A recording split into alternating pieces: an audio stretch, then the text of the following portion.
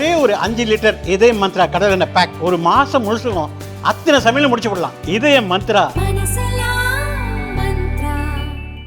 இந்து மக்கள் கட்சி வருகின்ற ஜூலை மாதம் 27ஆம் தேதி ஞாயிற்றுக்கிழமை பல்லடம் சக்தி சாமாத்தாள் திருமண மண்டபம், அந்த மண்டபத்தில் முப்பெரும் விழாவை நடத்த திட்டமிட்டு அதற்கான ஏற்பாடுகளை செய்து வருகிறோம். இந்து மக்கள் கட்சியின் சார்பிலே திருப்பூர் மாவட்டத்தில் இருக்கக்கூடிய ஆன்மீக அமைப்புகள் அனைத்தையும் ஒருங்கிணைத்து சிவபக்தர்களுடைய மாநாடு, இந்த மாவட்ட அளவிலே இருக்கக்கூடிய அனைத்து சிவனடியார்களையும் ஒன்று கூட்டி சிவபக்தர்களின் மாநாடு, ஆபரேஷன் சிந்தூர் வெற்றி கொண்டாட்டம், இந்து மக்கள் கட்சியினுடைய தலைவர் மணி விழா, இந்த 3 விழாவையும் ஒருங்கிணைத்து வருகின்ற ஜூலை 27ஆம் தேதி பல்லாயிரக்கணக்கான மக்களை திரட்டி பேரணி, பொதுக்கூட்டம் ஆகிய நிகழ்ச்சிகள் நடைபெற இருக்கிறது. தமிழகத்திலே இந்து ஓட்டு வங்கியை உருவாக்க வேண்டும், இந்து மக்கள் மத்தியிலே விழிப்புணர்வு ஏற்படுத்த வேண்டும் என்கிற நல்ல நோக்கத்திலே இந்த நிகழ்ச்சி நடைபெறுகிறது. இந்த நிகழ்ச்சிக்கான அழைப்பிதழ், முதல் அழைப்பிதழ், அதனுடைய விளம்பரம் இப்பொழுது வெளியிடப்படுகிறது. ஆளுக்கு வாங்கிக்கங்க, அவங்களுக்கு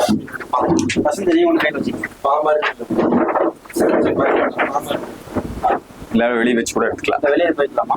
நீங்க எடுத்துக்கங்க, அப்புறம் தேவையற்ற எடுத்துக்கலாம்.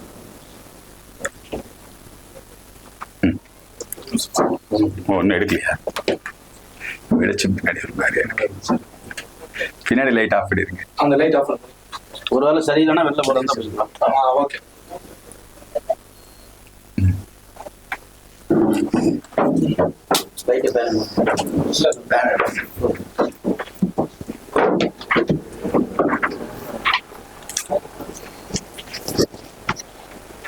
வருகின்ற 6-7 தேதிகளில் உலக புகழ்பெற்ற திருச்செந்தூர் முருகப்பெருமான் திருக்கோவில் கும்பாபிஷேக விழா நடைபெறுகிறது. அந்த கும்பாபிஷேக விழாவை தமிழிலே நடத்த வேண்டும் என்கிற ஒரு முன்னெடுப்பை நாம் தமிழர் மற்றும் திராவிடர் கழகம் உள்ளிட்ட அமைப்புகள் அது சம்பந்தமான வழக்குகளை தொடுப்பதும், தமிழிலே குடமுழுக்கு அவர்கள் நடத்தவில்லை என்று சொன்னால் நாங்கள் போட்டி குடமுழுக்கு நடத்துவோம் என்றெல்லாம் பேசி வருகிறார்கள். பொதுவாக தமிழகத்திலே இருக்கக்கூடிய எல்லா கோவில்களிலும் அந்தந்த கோவில்களுக்கு என்று இருக்கக்கூடிய ஆகம முறைப்படி கும்பாபிஷேகம், விழாக்கள், பூஜைகள் இவைகளெல்லாம் நடைபெற்று வருகிறது. தமிழிலே கிரியைகள் செய்வது, தமிழிலே கும்பாபிஷேகம் செய்வது, தமிழிலே திருமணம் செய்வது, தமிழிலே கிரகப்பிரவேசம் செய்வது, இது மாதிரியான விஷயங்களை இந்து மக்கள் கட்சி தொடர்ந்து முன்னெடுத்து வருகிறது.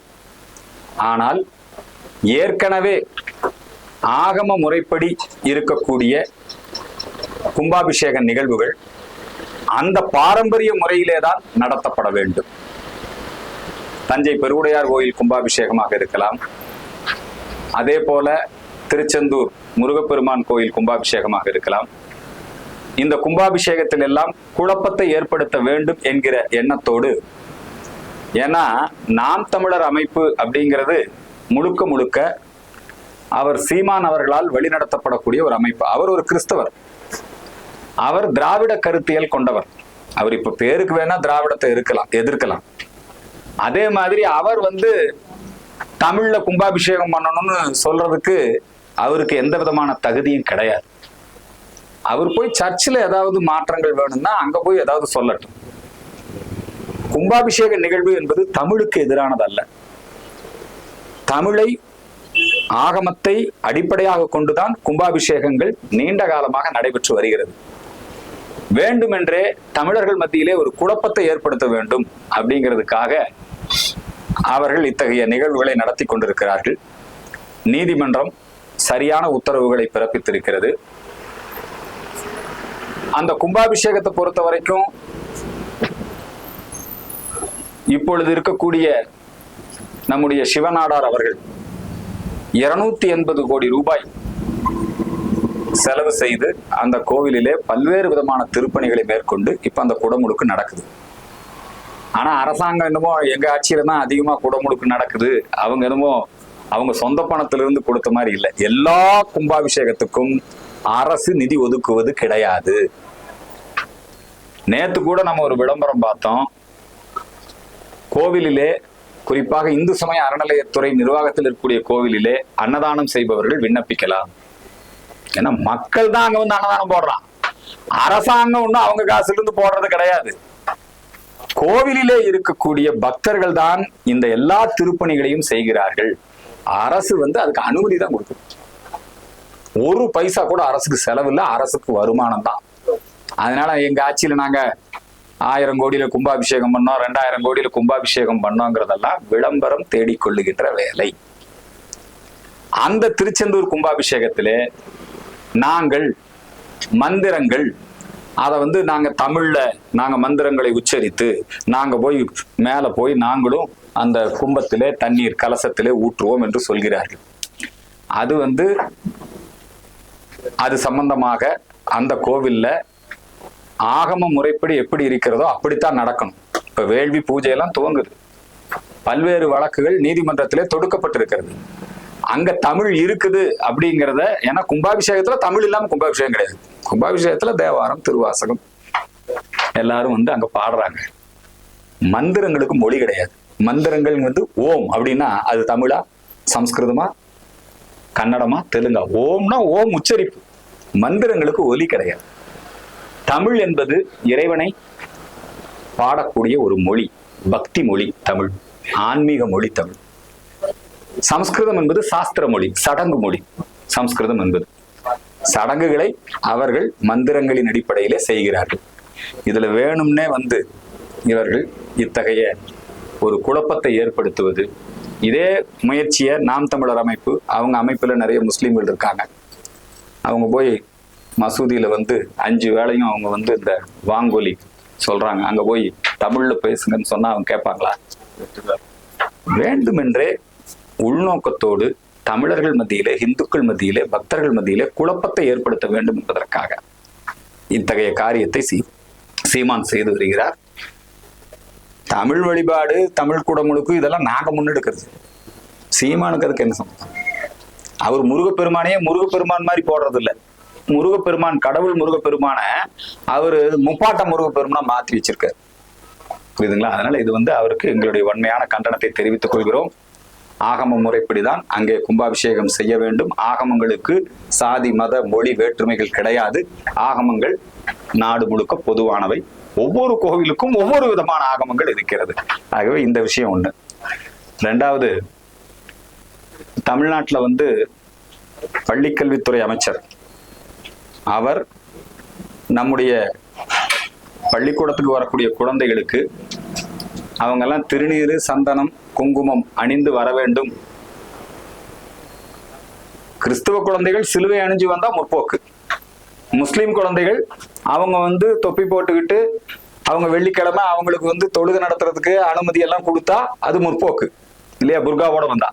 ஆனா திருநீரோடு, குங்குமத்தோடு, இந்து சமய சின்னங்களோடு வரக்கூடாது, அது பிற்போக்குத்தனமானது என்று பள்ளிக்கல்வித்துறை அமைச்சர் அவர் சொல்லுவது வன்மையாக கண்டிக்கத்தக்கது.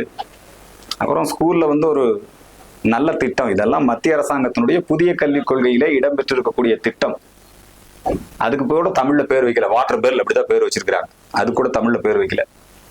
நீங்க பாத்தீங்கன்னா இந்த குடிதண்ணீர் ஜலஜீவன் திட்டத்தின் மூலமாக, குழாய்கள் மூலமாக எல்லா வீடுகளுக்கும் குடிநீர் இணைப்பு இது நாடு முழுக்க நடைமுறைப்படுத்தப்படுது. அதே மாதிரி பள்ளிக்கூடங்களுக்கும் ஜலஜீவன் திட்டத்திலே குடிதண்ணீர் இணைப்பு கொடுக்கப்பட்டிருக்கிறது. ஆனா தமிழக அரசு அந்த திட்டத்தை செயல்படுத்துவதிலே தாமதிப்பது, அந்த திட்டத்திலே குளறுபடிகளை ஏற்படுத்துவது, அவங்க புதிய கல்விக் கொள்கையை ஏற்றுக்கொள்ளாமல் வேற பேர்ல நடைமுறைப்படுத்துறாங்க. இல்லந்தோறும் கல்வி, காலை உணவு திட்டம், இதெல்லாம் மத்திய அரசாங்கத்தினுடைய கல்விக் கொள்கை தான். அதே மாதிரி இந்த வாட்டர் பெல் திட்டம் என்பதும் மத்திய அரசாங்கத்தினுடைய திட்டம். நல்ல வகுப்பறைகள், கற்றல் சூழல் அங்கே சிறப்பாக இருக்க வேண்டும். காலை உணவு, மதிய உணவு ஆகியவை வழங்கப்பட வேண்டும். இதெல்லாம் மத்திய அரசாங்க திட்டம். இதுக்கு நிதி ஒதுக்கி இருக்குது மத்திய அரசு. ஆனால் மாநில அரசாங்கம் அவங்க விளம்பரத்தை தேடிக்கிறதுக்காக அவங்க வேண்டுமென்றே மத்திய அரசாங்கத்தினுடைய புதிய கல்விக் கொள்கையை எதிர்க்கிறோம் என்று சொல்லி அவதூறு பிரச்சாரம் செய்து வருகிறார்கள். பாடத்திட்டங்களிலே ஈவேரா, அண்ணா உள்ளிட்ட திராவிட கருத்துக்களை, நாத்திக கருத்துக்களை பாடத்திட்டங்களிலே திணிக்கிறார்கள். இப்ப கூட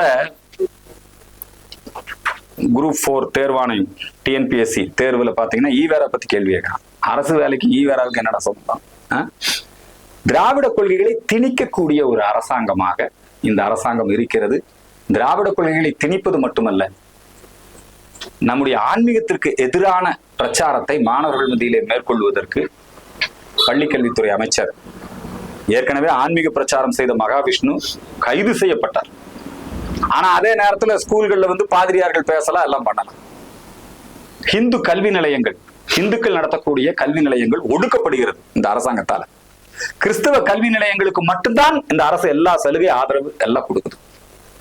அரசு பள்ளி கல்வித்துறையிலே 60% ஆதிக்கம் செலுத்துவது கிறிஸ்டியன் மிஷனரிஸ் தான், கிறிஸ்தவர்கள் தான் ஏராளமாக ஆசிரியர்களாக நியமிக்கப்பட்டு வேண்டுமென்றே தமிழர்களை, தமிழ் குழந்தைகளை மதம் மாற்ற வேண்டும் என்கின்ற உள்நோக்கத்தோடு இவர்கள் செயல்படுகிறார்கள். ஆகவே இந்த பள்ளிக்கல்வித்துறை கிறிஸ்தவர்களுடைய பிடியில இருந்து விடுவிக்கப்பட வேண்டும். திராவிட இயக்கத்தினுடைய பிடியில இருந்து பள்ளிக்கல்வித்துறையை விடுவிக்க வேண்டும். பள்ளிக்கல்வித்துறை ஊழல் மயமாக இருக்கிறது.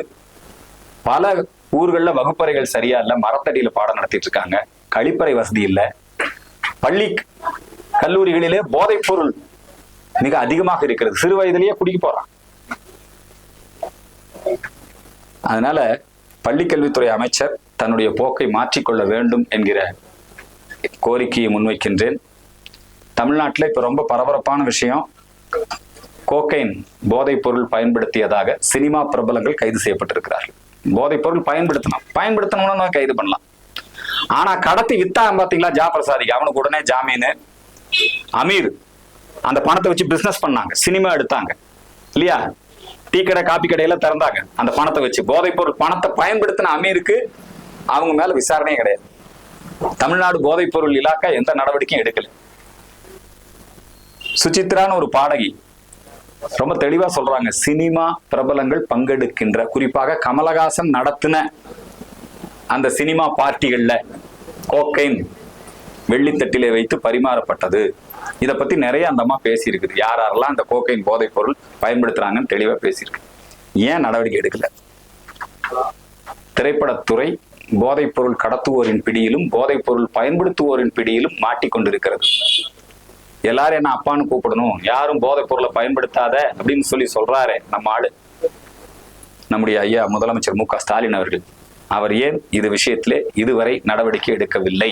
அமீர் மீதும் அதே மாதிரி இப்ப இந்த போதைப் பொருள் எங்க பார்த்தாலும் எல்லா இடத்துலயும் நல்லா கிடைக்குது. பல இடங்கள்ல திமுகவினர் அதுல சம்பந்தப்பட்டிருக்கிறதுனால போதைப் பொருள் தடுப்பு இலாக்கா சரியான நடவடிக்கை எடுக்காமல் இருக்கிறது.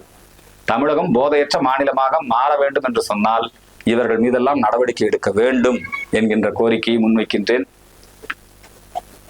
அதிமுக பாஜக கூட்டணி வலிமையான கூட்டணியாக இருக்கிறது, வெல்லும் கூட்டணியாக இருக்கிறது. திமுகவை ஆட்சியில இருந்து அகற்ற வேண்டும் என்கின்ற உன்னத நோக்கத்தோடு திமுகவிடமிருந்து மக்களை காப்பாற்ற வேண்டும் என்பதற்காக இந்த கூட்டணி வெற்றிகரமாக செயல்பட்டு வருகிறது. இதுல ஏதாவது குழப்பத்தை உண்டு பண்ணி இந்த கூட்டணிக்குள்ள ஒரு கருத்து வேறுபாட்டை உருவாக்குவதற்கு திமுகவை சார்ந்தவர்கள் மிகப்பெரிய சதி செய்து அந்த வேலைகளிலே ஈடுபட்டு வருகிறார்கள். அதையெல்லாம் முறியடிக்கக்கூடிய வகையிலே தமிழகத்திலே தேசிய ஜனநாயக கூட்டணியினுடைய தலைவர், அதிமுகவினுடைய பொதுச் செயலாளர், மாண்புமிகு சட்டமன்ற எதிர்க்கட்சி தலைவர் திரு எடப்பாடி பழனிசாமி அவர்கள் வருகின்ற 7ஆம் தேதி முதல் 234 தொகுதியிலும் அவர் தலைச்சிறந்த ஒரு சுற்றுப்பயணத்தை மேற்கொள்ள இருக்கிறார். தன்னுடைய பிரச்சாரத்தை துவக்குகிறார். தமிழகத்தை காப்பாற்ற வேண்டும் திமுகவிடமிருந்து என்பதற்காக அவர் துவங்குகின்ற அந்த பிரச்சார பயணம் நிச்சயமாக வெற்றி அடையும். அந்த பிரச்சார பயணம் வெற்றியடைவதற்கு இந்து மக்கள் கட்சி முழுமையாக துணை நிற்கும். 2026 ஆட்சி மாற்றம் ஏற்படும். அந்த ஆட்சி மாற்றத்திற்கு பிறகு எடப்பாடி பழனிசாமி அவர்கள் மீண்டும் முதலமைச்சராக தமிழகத்திலே அவர் அமர்வார். நீங்க தான் கேட்க வேண்டியது. அமித்ஷா வந்து கூட்டணி பங்கு போடும் அப்படின்னு சொல்லி எல்லா கட்சிகளுமே கூட்டணி ஆட்சி அமையணும். காங்கிரஸ் கேட்கறாங்க கூட்டணி மந்திரி சபையில் இடம் கொடுங்க இல்லைங்களா? விடுதலை சிறுத்தைகளை பல பேர் கேட்கறாங்க நீங்க கூட்டணி மந்திரி சபையில் இடம் பெறுங்க. ஆனா அவங்க இதயத்துலதான் இடம் கொடுப்பாங்க. எடப்பாடி இதயத்துல மட்டுமல்ல, எல்லா இடத்துலயும் இடம் கொடுப்பாரு. அது எடப்பாடி அமித்ஷாவும் பேசி முடிவு பண்ணிக்குவாங்க. அதுல ஒன்றும் தப்பு இல்லையே. எடப்பாடி தான் முதலமைச்சர் அப்படிங்கிறத அமித்ஷா தெளிவுபடுத்தியிருக்காரு. நயினார் நாகேந்திரன் தெளிவுபடுத்தியிருக்காரு. ஏன் பிஜேபி கூட்டணியில் இடம்பெற்றா என்ன? ஏன் பிஜேபி மந்திரிகள் இருக்கக்கூடாதா? ஏங்க அகில இந்திய அளவுல திமுகவே பிஜேபியினுடைய வாஜ்பாய் மந்திரி சபையில இடம்பெற்றிருந்தாங்க. ஏன் அதிமுக அகில இந்திய அளவுல அதிமுகவினர் நரேந்திர மோடியினுடைய மந்திரி சபையில் இடம்பெறட்டும். தமிழகத்துல எடப்பாடி மந்திரி சபையில பிஜேபியும் இடம்பெறட்டும். நல்ல விஷயம் தானே. அதுல என்ன இருக்குது? இது கூட்டணிக்கு வலு சேர்க்க வேண்டிய விஷயம் தானே. எல்லாருமே இடம்பெறட்டுமே.